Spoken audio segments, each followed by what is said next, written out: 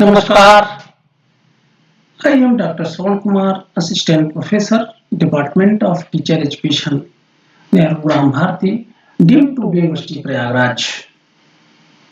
हमारे प्रिय विद्यार्थियों,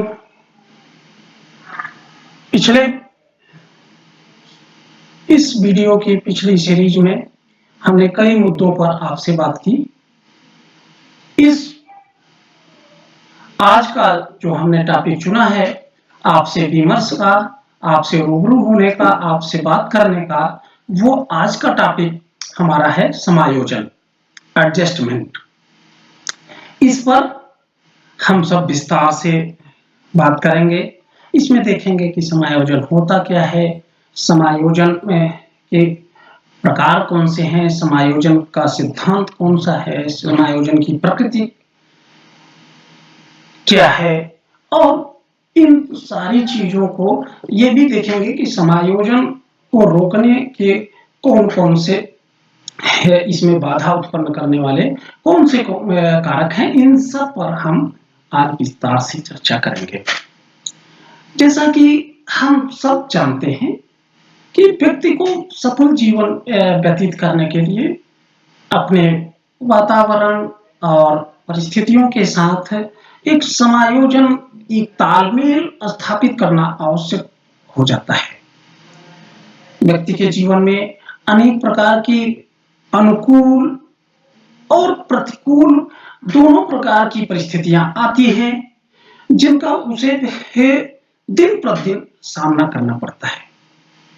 प्रत्येक व्यक्ति अपनी अलग-अलग क्षमता के अनुसार इन समस्याओं से जो वो दिन प्रतिदिन रूबरू होते हैं, उससे निपटने के लिए उनको उसका समाधान करने के लिए, एक सामंजस्य स्थापित करने के लिए वो प्रयत्न करता है। जैसा कि एक उस तरह से अगर हम देखा जाए तो अपने आप को परिस्थितियों के अनुसार ढालना, जीवन की समस्याओं का जो समाधान है, ये समायोजन में निहित है। व्यक्ति को हमने पहले भी चर्चा किया कि व्यक्ति के जीवन में अनेक प्रकार की अनुकूल और प्रतिकूल परिस्थितियां आती रहती हैं, और वो उसका सामना करने के लिए अलग-अलग क्षमता के अनुसार वो समायोजन करने का प्रयत्न करता है। कुछ लोग प्रतिकूल परिस्थितियों का सामना करने में सफल होते हैं, और अगर वो प्रतिकूल परिस्थितियों से सामना अच्छी तरीके से कर लिए तो वो उस परिस्थिति में भी अपने को समायोजित कर लेते हैं। कुछ लोग इस प्रतिकूल परिस्थितियों के सामना करने में असफल हो जाते हैं। वो कुछ लोग हार मानकर अपना मानसिक संतुलन बहुत अच्छा नहीं रख पाते। इस प्रकार के व्यक्ति को जब हम देखते हैं तो वो देखते हैं कि यह मानसिक द्वंद से, असंतोष या कुंठा से, जिसे हम फ्रस्ट्रेशन कहते हैं, मानसिक द्वंद मतलब वो मेंटल कॉन्फ्लिक्ट से, तनाव से, आदि कई तरह के मानसिक विकृतियों से वो अपने को शिकार कर लेते हैं और वो शिकार हो जाते हैं। ये बातें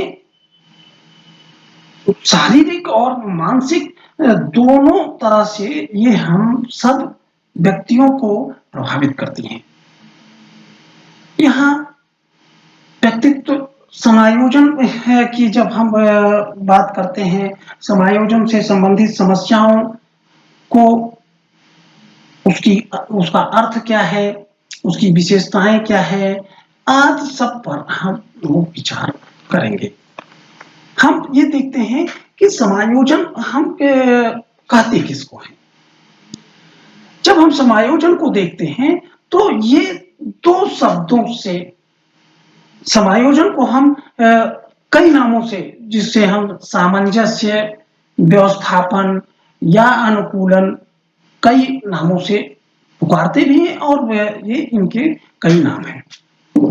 तो जब हम समायोजन को देखते हैं तो इसमें देखते हैं कि समायोजन दो शब्दों से मिलकर बना है, एक है सम और दूसरा है आयोजन।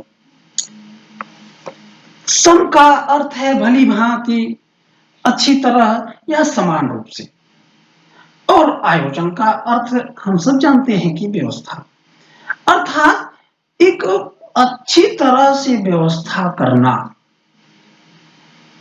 सुव्यवस्था करना या अच्छे ढंग से परिस्थितियों को अनुकूल बनाने की प्रक्रिया, जिससे कि व्यक्ति की आवश्यकताएं पूरी हो जाएं और मानसिक द्वंद्व न उत्पन्न होने पाए, उसे हम समायोजन कर सकते हैं। हम यह देखते हैं कि अन्य प्राणियों की भांति हमारे पास भी, मनुष्यों में भी अनेक प्रकार की आवश्यकताएं होती हैं और यही आवश्यकताएं ही व्यक्ति को लक्ष्य प्राप्ति की ओर प्रेरित करती हैं। अगर हमारे पास आवश्यकताएं ना हो तो हम कोई भी लक्ष्य प्राप्त करने के लिए उद्यत नहीं होंगे। तो ये लक्ष्य प्राप्ति में की ओर ये आवश्यकताएं ही व्यक्तियों को प्रेरित करती हैं और वह आगे बढ़ता है उन आवश्यकताओं को प्राप्त करने के लिए। जब यह लक्ष्य आसानी से प्राप्त हो जाता है तो वह संतोष का अनुभव करता है, उसे अच्छे की अनुभूति होती है, और जब उसे लक्ष्य प्राप्ति में बाधाओं का सामना करना पड़ता है, वह लक्ष्य को वो प्राप्त नहीं कर पाता है, तो वह कई तरह से अप्रिय या असंतोष, हताशा, निराशा, कुंठा आदि का अनुभव करता है। इस प्रकार हम यहां देखते हैं कि व्यक्ति अपनी इच्छाओं और रुचियों के प्रतिकूल शक्तियों का सामना करना पड़ता है, तो वो उसके अंदर एक मानसिक द्वंद्व, एक कॉन्फ्लिक्ट उत्पन्न हो जाता है। इस प्रकार कुंठा और मानसिक द्वंद्व के परिणाम स्वरूप व्यक्ति में मानसिक तनाव, एक तरह का टेंशन उत्पन्न हो जाता है। तनाव के कारण व्यक्ति के मन में उथल पुथल, तरह तरह उथल पुथल मच जाती है, जिसे दूर करने के लिए वह तरह तरह के प्रयास करता है। उसका यह प्रयास यदि वे सृजनात्मक और परिस्थितियों के अनुकूल रहकर बाधाओं को दूर करने में सफल रहा, तो वह वातावरण के साथ समायोजन स्थापित कर लेता है। साधारणतया अगर देखा जाए तो समायोजन की यह प्रक्रिया व्यक्ति के जीवन काल में निरंतर चलती रहती है। इस समायोजन को स्पष्ट करते हुए गेट्स एवं अन्य विद्वानों ने लिखा कि समायोजन शब्द के दो अर्थ, एक अर्थ में निरंतर चलने वाली प्रक्रिया है जिसके द्वारा व्यक्ति स्वयं और पर्यावरण के बीच अधिक सामंजस्यपूर्ण संबंध रखने के लिए व्यवहार में परिवर्तन कर देता है, और दूसरे अर्थ में समायोजन एक संतुलित दशा है जिस पर पहुंचने पर हम उस व्यक्ति को सुसमायोजित करते हैं। अगर एल.एस. शेफर के अनुसार देखें तो वो कहते हैं कि समायोजन वह प्रक्रिया है जिसके द्वारा कोई जीवधारी अपनी आवश्यकताओं तथा इन आवश्यकताओं की संतुष्टि से संबंधित परिस्थितियों में संतुलन बनाए रखता है। आइजेनिक कहते हैं कि समायोजन वह अवस्था है जिसमें एक और व्यक्ति की आवश्यकताओं तथा दूसरी ओर पर्यावरण संबंधी विपदाओं की पूर्ण संतुष्टि होती है। अथवा यह यह समायोजन वह प्रक्रिया है जिसमें इन दोनों के मध्य जो हमारे व्यक्ति की आवश्यकताएं हैं और दूसरा वातावरण जो पर्यावरण संबंधी जो और भी विपदाएं हैं, इन दोनों के मध्य सामंजस्य स्थापित हो जाना ही समायोजन है। मैस्लो मिटिलमैन जैसे बड़ी मनोवैज्ञानिक शिक्षा शास्त्रियों ने कहा कि समायोजन व्यक्ति की वह विशेषज्ञता है जिसके द्वारा वह अपने जीवन की मुख्य समस्याओं को समझता है, उनसे प्रतिक्रिया करता है और उसका समाधान करता है।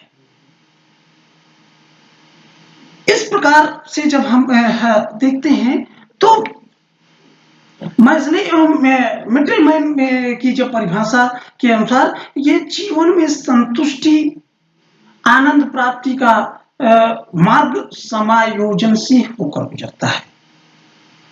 समायोजन का अर्थ होता है जीवन की आवश्यकताओं और मांगों से अपनी शक्ति और सामर्थ्य के संदर्भ में अनुकूलन करके चलना।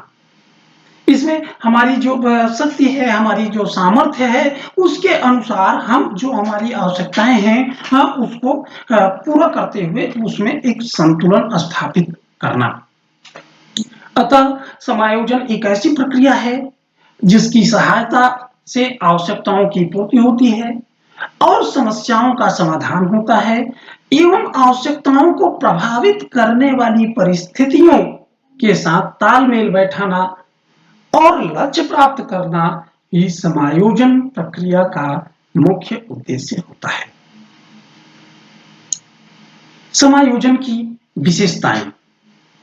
जब हम समायोजन की परिभाषा अर्थ के विषय में चर्चा कर रहे थे तो उनकी समायोजन से संबंधित कई विशेषताओं पर उसमें हमने चर्चा किया। अब समायोजन की जो विशेषताएं हैं, इसमें सबसे पहली विशेषता अनुकूलनशीलता है। वो किसी भी समय और परिस्थिति में किस तरह से अपनी शक्ति और सामर्थ्य के अनुसार उस समस्या के जो हमारी आवश्यकताएं हैं उसके अनुकूल हम कैसे उसे अपने को अनुकूल बना सकने में सक्षम है। ये अनुकूलनशीलता प्रमुख विशेषता है। सामाजिक जागरूकता। सामाजिक जागरूकता समायोजन की एक बहुत ही महत्वपूर्ण विशेषता है। जैसे वर्तमान में अगर हम देख लें कि कोविड-19 का एक पूरे वैश्विक स्तर पे महामारी का एक प्रकोप हमारे सामने है, तो इसमें एक सामाजिक जागरूकता के तहत हम किस तरह से जो आज की समय और परिस्थिति में जो स्थिति उत्पन्न हुई है उसके अनुसार हम कैसे उसमें तालमेल स्थापित करें, क्योंकि इस समय सामाजिक दूरी सोशल डिस्टेंसिंग का जो प्रक्रिया अपनाई जा रही है आज के समय के अनुसार यह सबसे आवश्यक है। ये मार्च से पहले या नवंबर या दिसंबर जब तक कोविड-19 का वायरस हम सबके समक्ष नहीं आया था, इसके पहले सामाजिक दूरी को घटाने की बात हो रही थी, लेकिन आज के समय में ये सामाजिक जागरूकता, ये सामाजिक दूरी को बनाए रखने की पर बात हो रही है। ये समायोजन की दूसरी प्रमुख विशेषता है। अपने व्यवहार के प्रति सोच। अपने अगर आप कहीं भी हैं तो आपका स्वयं का जो व्यवहार है उसमें आप किस तरह से अपने को समायोजित कर पा रहे हैं। इच्छाओं व समाज सम्मत व्यवहार में समरसता। जैसे अगर हम वर्तमान का ही उदाहरण है तो इच्छाओं और समाज सम्मत व्यवहार में समरसता। हमारी इच्छाएं खूब है कि हम बाहर जाएं, लेकिन जो समाज सम्मत जो हमारा व्यवहार है उसमें यह है कि हम स्टे होम, हम घर में रहें। तो समाज के साथ हमारी वे इच्छा को हम किस तरह से उसमें समरसता बनाएं और उसमें समायोजन स्थापित करें, ये समायोजन की चौथी प्रमुख विशेषता है। अपनी सकारात्मक विशेषताओं व कमियों की समझ। हमें यह भी देखना पड़ेगा कि हमारे अंदर कौन सी कमी है और कौन सी हमारी एक पॉजिटिव कैरेक्टरिस्टिक्स है, हमारी विशेषता है, जिससे कि हम दूसरे को प्रभावित कर सकते हैं। इन दोनों को खुद की समझ होनी बहुत जरूरी है। आत्मसम्मान के अनुसार दूसरों का सम्मान करना, हम स्वयं में सम्मान अपना स्तर, अपने सम्मान को समझें और उसी स्तर पे हम दूसरे का भी सम्मान करें। अब सोशल डिस्टेंसिंग में हम स्वयं सोशल डिस्टेंसिंग का पालन करें और दूसरों को भी पालन करने के लिए हम इस तरह से उनको राजी करें। पर्याप्त आकांक्षा स्तर, हम ये भी देखते हैं कि हमारा एक जो लेवल है वो आकांक्षा स्तर का, उस पर एक पर्याप्त वो स्तरीय होना चाहिए, वो स्तर बना रहना चाहिए। मूलभूत आवश्यकताओं की संतुष्टि, हमें मूलभूत आवश्यकताओं से किस तरह से अपने को संतुष्ट करना है, ये समायोजन की प्रमुख विशेषताओं में से है। जैसे अगर इस समय हमारे पास सोशल डिस्टेंसिंग या और लॉकडाउन इस तरह की अगर परिस्थितियां हैं, तो हम जो मूलभूत हमारी आवश्यकताएं हैं हम उसमें कितना सामंजस्य स्थापित कर सकते हैं, इसके उसको भी मुझे संतुष्ट होने की एक हमारी स्थिति होनी चाहिए। दूसरों में दोषों को न ढूंढने की प्रवृत्ति समायोजन की एक महत्वपूर्ण विशेषता है। प्रतिकूल परिस्थितियों को झेलने की क्षमता, ये समायोजन की बहुत महत्वपूर्ण विशेषता है। जैसे इस समय पूरे विश्व स्तर पे एक देखा जाए तो वैश्विक स्तर पे जो कोविड-19 में महामारी की चपेट में पूरा विश्व है, इस पूरी प्रतिकूल परिस्थिति में हम अपने आप को किस तरह से इतनी क्षमता बनाएं कि जिससे इसका एक पॉजिटिव सकारात्मक सोच के साथ हम इससे बाहर निकल सके। चिंतन में परिपक्वता, हमारी चिंतनशीलता में एक मेच्योरिटी होनी चाहिए और एक अच्छे उससे हमें सोचने में के लिए हम तैयार होने चाहिए। विश्व की वास्तविक प्रत्यक्षीकरण, अब विश्व के वास्तविक प्रत्यक्षीकरण का आशय ये है कि ऐसा ना हो कि हम केवल अपनी स्थिति को देख करके केवल उसी से स्वयं को संतुष्ट करने की स्थिति बनाए।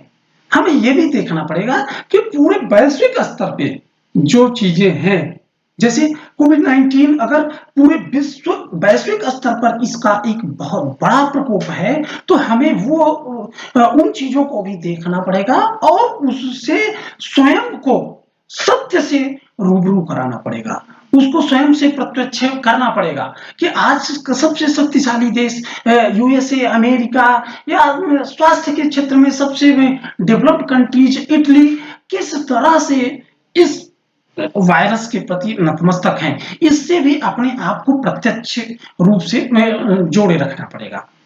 समायोजन की एक महत्वपूर्ण विशेषता है स्वतंत्र निर्णय लेने की क्षमता। ये तो हर जगह उसमें कि भाई समायोजन हो या और भी चीजें हो, हमें स्वतंत्र निर्णय लेने की क्षमता एक बहुत ही महत्वपूर्ण विशेषता समायोजन की हो जाती है। दूसरों के प्रति संवेदी समझ, दूसरों के प्रति भी हमें एक संवेदनापूर्ण तरीके से एक अपने अंदर समझ रखना पड़ेगा कि इस कोविड-19 की वैश्विक महामारी में किस तरह से हमारा एक जो निचला तबका है, जो मजदूर वर्ग है या जो 2 जून की रोटी पे कमाता था तब खाता था, आज वो अगर परेशान है तो उसके प्रति भी हमें संवेदना रखनी पड़ेगी। इस पूरे समाज में अपने व्यक्ति होने के व्यक्तित्व में उससे समायोजित करने के लिए। समायोजन के प्रकार, जब हम टाइप्स ऑफ एडजस्टमेंट की बात करते हैं तो हम समायोजन संबंधी इन तथ्यों एवं आवश्यकताओं को दृष्टिगत रखते हुए व्यक्तियों के जो समायोजन को हम 3 प्रकार से, वो व्यक्तिगत, सामाजिक और व्यावसायिक दृष्टि से हम इसको वर्गीकृत करते हैं। व्यक्तिगत समायोजन, जब हम व्यक्तिगत समायोजन की बात करते हैं तो यहां देखते हैं कि व्यक्ति स्वयं में किस तरह से पूरे अपने को इस वातावरण से इन समय और परिस्थिति में कैसे समायोजित करता है। व्यक्तिगत समायोजन में हम शारीरिक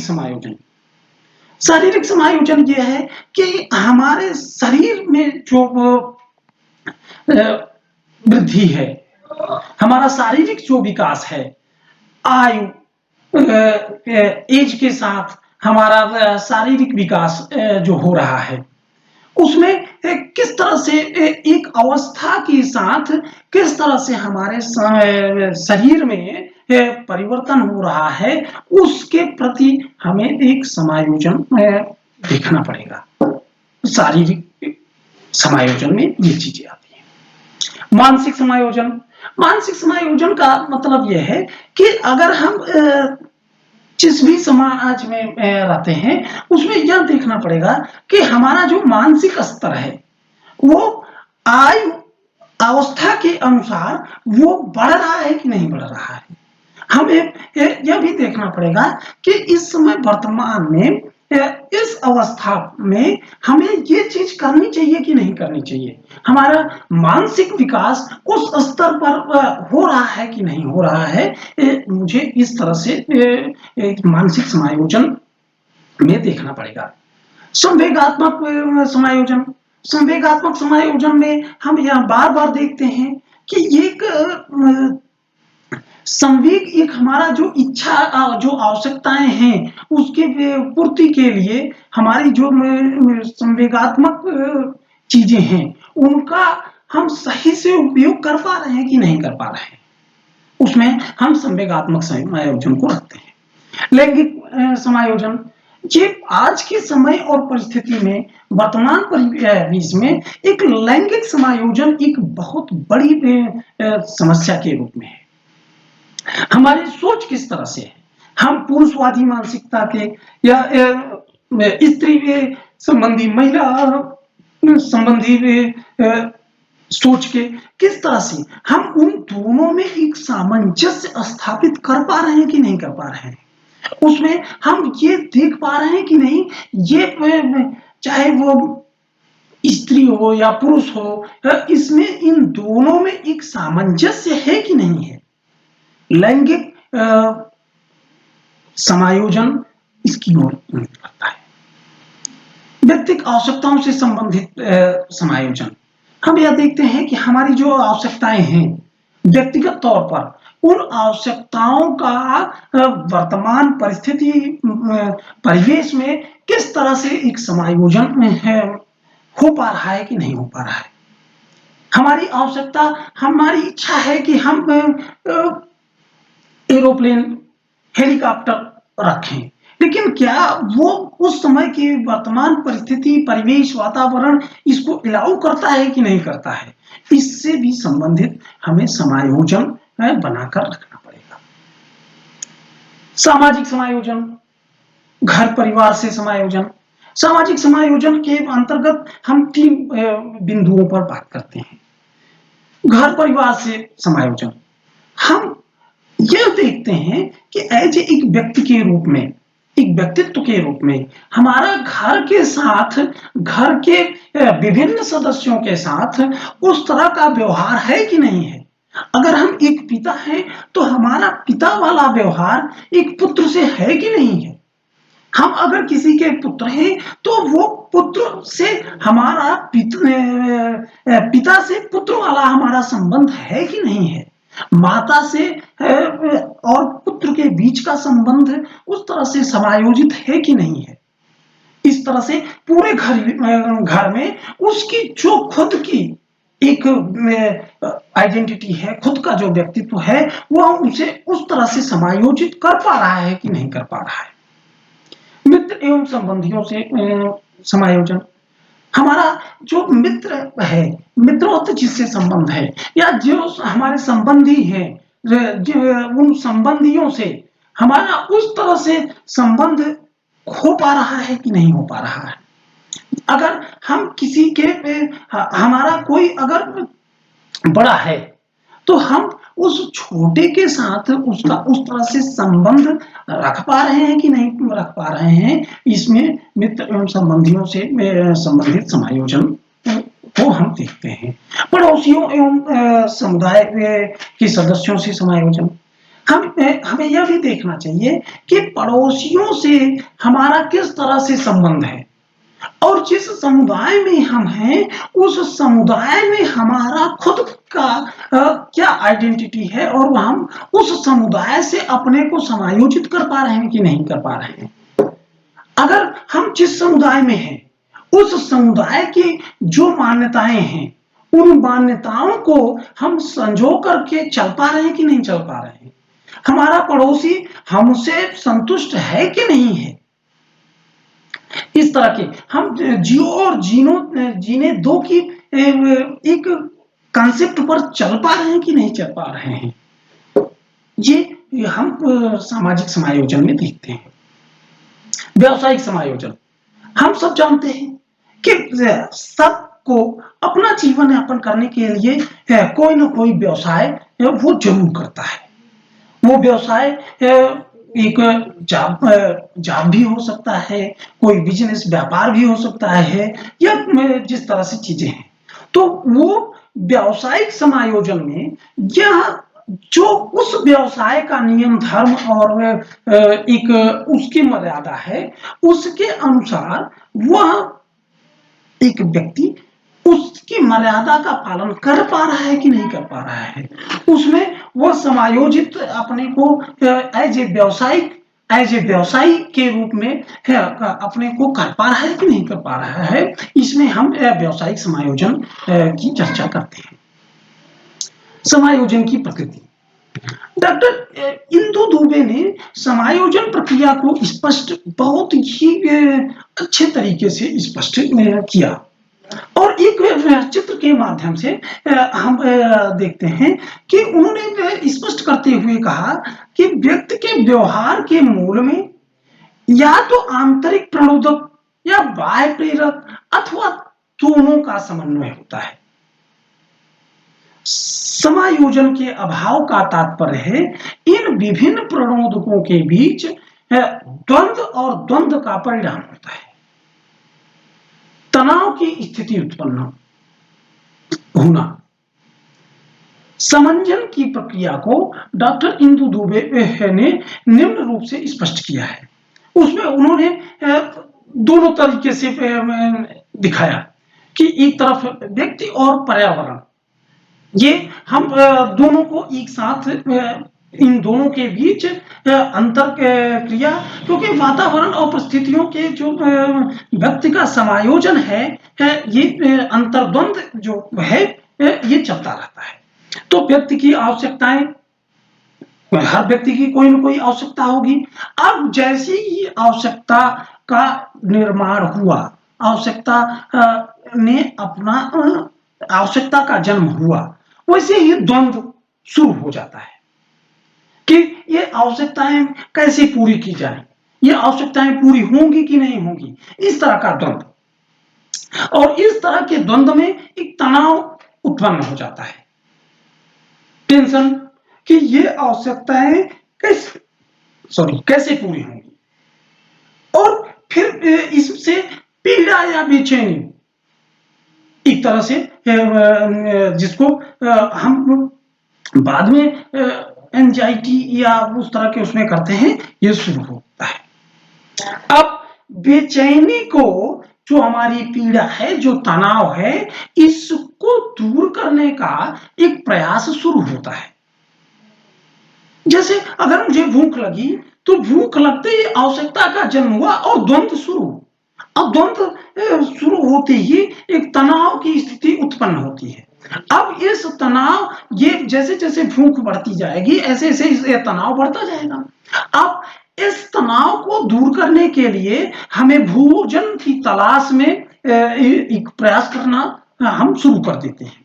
वो किस तरह से इस तनाव को, इस बेचैनी को कम किया जाए, और इसके कारण तुरंत एक मोचन, मतलब उसका एक समाधान, जैसे ही मुझे खाना मिला, हमने मेरे सामने भोजन की प्राप्ति हुई, तो तुरंत मुझे समंजन अर्थात समायोजन और उसका समाधान प्राप्त हो जाता है। तो इस तरह से कि भूख लगने की आवश्यकता का समायोजन हम खाना खा लेने के बाद इस तरह से एक, ये समायोजन की एक प्रकृति इस तरह से है, जिसको इंदु दुबे ने बहुत ही अच्छे तरीके से स्पष्ट किया है। एक अच्छे समायोजन के अंतर्गत निम्न बातें आ सकते हैं। शारीरिक स्वास्थ्य है, जैसे एक पूर्ण समायोजित व्यक्ति शारीरिक रूप से स्वस्थ होता है, मनोवैज्ञानिक रूप से स्वस्थ हो, जो व्यक्ति अपने को प्रत्येक परिस्थिति के अनुरूप ढालने में, परिस्थितियों को अपने अनुरूप बनाने में सक्षम होता है, वह पूर्ण रूप से समायोजित होता है। ऐसे व्यक्ति का मानसिक स्वास्थ्य भी ठीक होता है, क्योंकि उसे कभी तनाव की स्थिति का सामना नहीं करना पड़ता। कार्य प्रभावशीलता, एक अच्छे समायोजन का मतलब कि यह भी है कि यदि व्यक्ति का समायोजन क्षमता अगर ठीक होगा, तो उसका कार्य की जो प्रभावशीलता है, जो इफेक्टिवनेस है, कार्य का जो कार्य करने का जो परिणाम है, वो बहुत अच्छा आएगा। एक समायोजित व्यक्ति सामाजिक स्वीकृति के साथ कार्य कर सकता है। समायोजन के प्रतिमान, समायोजन के लिए मनोवैज्ञानिकों ने अपने सिद्धांतों के अनुसार एक समायोजन प्रतिमान प्रस्तुत किए हैं। इसमें प्रयोगों के आधार पर जो प्राप्त सिद्धांतों में परस्पर जो एक संबंध करना है, उस तरह के उसमें अगर हम देखें, तो जैसे व्यवहारवादी प्रतिमान, व्यवहारवादी मनोवैज्ञानिकों ने शरीर को एक यंत्र माना, और इस शरीर रूपी यंत्र के विभिन्न अंगों व स्थिति, उनकी गतिविधि का ज्ञान होने पर प्राणी के व्यवहार को समझना आवश्यक है। व्यवहारवादी व्यक्तित्व का अर्थ, इस अर्थ इस शरीर रूपी यंत्र को ठीक प्रकार से संचालित करने से है। समायोजन का अर्थ शरीर को अच्छी तरह से संचालित करना है, जिससे व्यक्ति व वातावरण के बीच तालमेल बना रहे, उन दोनों में सामंजस्य स्थापित हो सके। मनोविश्लेषणवादी प्रतिमान, फ्रायड जैसे बहुत बड़े मनोवैज्ञानिक शिक्षा शास्त्री के अनुसार मानव मस्तिष्क के 3 परतों यथा अर्धचेतन, अचेतन और चेतन में से अचेतन अधिक महत्वपूर्ण है। मनोविश्लेषण के मनोवैज्ञानिकों के अनुसार जो मनोविश्लेषण है, उसके अनुसार मानव व्यवहार रूप से व्यक्ति के अचेतन मन तथा उसके काम ऊर्जा द्वारा निर्धारित होता है। अचेतन मन व्यक्ति के व्यवहार व समायोजन की कुंजी है। अचेतन मन में दबी हुई इच्छाएं, भावनाएं, जो उस तरह की चीजें हैं, वो सब प्रणोदक के रूप में कार्य करती हैं, जिनका संबंध यौन व आक्रामकता से होता है। इन इच्छाओं और भावनाओं की नियंत्रित व स्वस्थ अवस्था की सीमा व्यक्ति के समायोजन व कुसमायोजन की सीमा को प्रभावित करती है।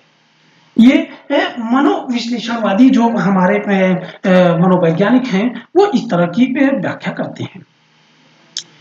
कुसमायोजन,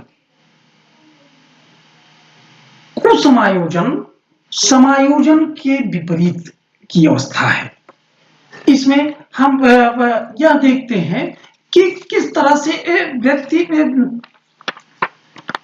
उस तरह के उसमें रहता है कि कुछ कुसमायोजन व्यक्ति विशेष की वह अवस्था या वह स्थिति होती है जिसमें वह अनुभव करता है उसकी मूलभूत आवश्यकताओं की पूर्ति नहीं हो पा रही है और ऐसा अब होने की आगे की कोई आशा नहीं है और वह निश्चित रूप से अपने आप से तथा अपने वातावरण से सामंजस्य स्थापित करने में लगभग असफल रहता है अपनी इस समायोजन संबंधी विफलता के कारण इस प्रकार एक कुसमायोजित व्यक्ति विभिन्न प्रकार के व्यवहार तथा समायोजन संबंधी समस्याओं जो इस तरह से देखा जाए कि इस प्रकार की जो विफलता है उसमें कुसमायोजित व्यक्ति विभिन्न प्रकार की व्यवहार तथा समायोजन संबंधी समस्याओं से ग्रस्त होकर अपने तथा दूसरों के विकास या प्रगति में सदैव बाधा बना हुआ नजर आता है इसमें हम ये देखते हैं कि कुसमायोजन के कुछ तत्व हमारे सामने दिखाई पड़ते हैं जिसमें तनाव जब हम जैसे टेंशन तनाव व्यक्ति की शारीरिक और मनोवैज्ञानिक दशा है यह व्यक्ति में उत्तेजना और असंतुलन उत्पन्न कर देता है एवं उसे परिस्थिति का सामना करने के लिए क्रियाशील बनाता है जैसे जब व्यक्ति को भूख लगती है जैसे अभी हम इसका उदाहरण पीछे दे रहे थे जैसे ही व्यक्ति को भूख लगती है उसमें तनाव उत्पन्न हो जाता है और उसमें तो तनाव उत्पन्न हो जाएगा तो वो अपनी भूख या तनाव की स्थिति उतनी ही अधिक होती जाएगी जितनी ही उसे भूख लगती जाएगी अब यह तनाव उसे भोजन की खोज के लिए क्रियाशील बनाता है अब जब भोजन के लिए जब क्रियाशील बना देता है तब भोजन अगर उसे भोजन मिल जाता है तब उसकी जो असंतुलन वाली दशा है वो संतुलन में आ जाती है और तनाव समाप्त हो जाता है ये हमारा कुसमायोजन का एक जो तत्व है वो तनाव दूसरा दुश्चिंता एंजाइटी जब हम दुश्चिंता की बात करते हैं तो देखते हैं कि दुश्चिंता व्याकुलता ये जिसे विकार या घबराहट या हम सभी देखते हैं और जानते हैं कि सभी व्यक्तियों में थोड़ी बहुत चिंता जरूर होती है और चिंता होनी भी चाहिए अगर थोड़ी बहुत चिंता नहीं रहेगी तो हमें एक अपना जो लक्ष्य प्राप्त करना है उस लक्ष्य के प्राप्ति के प्रति हमारी जो एक उसके प्रति लक्ष्य प्राप्ति करने के प्रति एक जो उसका विकार होता है वो खत्म हो जाता है हमें लक्ष्य प्राप्ति के लिए सजग रहें हम वो उसके प्रति कार्य करते रहें उसके लिए चिंता जरूरी है लेकिन जब यदि चिंता बहुत बढ़ जाती है और उसका व्यापक दुष्प्रभाव व्यक्ति को पारिवारिक सामाजिक और आर्थिक जीवन पर जब पड़ने लगता है तो इसी को हम घबराहट या चिंता रोग एंजाइटी डिसऑर्डर या दुश्चिंता कहते हैं तो चिंता की बहुत अधिक मात्रा या उसकी मात्रा बहुत अधिक बढ़ जाने को हम दुश्चिंता के रूप में जानते हैं जिसे ये हमारे समायोजन को के बाधा के रूप में कार्य करता है दूसरा भग्नाशा जिसका कि हम इसे कुंठा के नाम से भी जानते हैं फ्रस्ट्रेशन हम बहुत ज्यादा इसके हिंदी शब्द से ज्यादा हम इसके इंग्लिश वर्जन का खूब प्रयोग करते हैं हम सभी बहुत अधिक मात्रा में फ्रस्ट्रेशन शब्द का उपयोग करते हैं कुंठा व्यक्ति की वह मानसिक स्थिति और भावात्मक दशा है जो उसे अधिक अवरोधक और परस्पर विरोधी विकल्पों का सामना करने पर प्राप्त होती है। जैसे अगर हम बार बार कोई परीक्षा दे रहे हैं और हमें परीक्षा में बार बार असफलता का सामना करना पड़ रहा है, तो इस तरह के असफलता में हमें फ्रस्ट्रेशन का अनुभव होता है। हम फ्रस्ट्रेशन में जाने की स्थिति में पहुंच जाते हैं। द्वंद्व, मेंटल कॉन्फ्लिक्ट, जब व्यक्ति को वो दो बिल्कुल विरोधी वस्तुओं में से एक का चुनाव करना पड़े, उसे संघर्ष का सामना करना पड़ता है। जैसे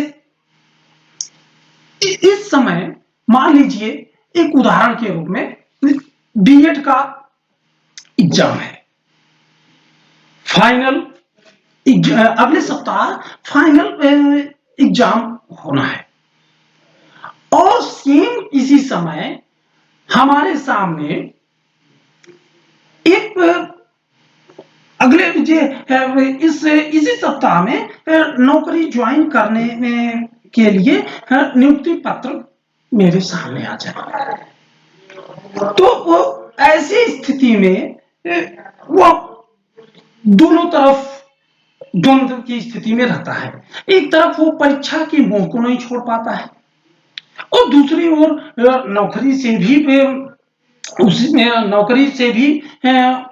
उस समय में वह किस तरफ जाए।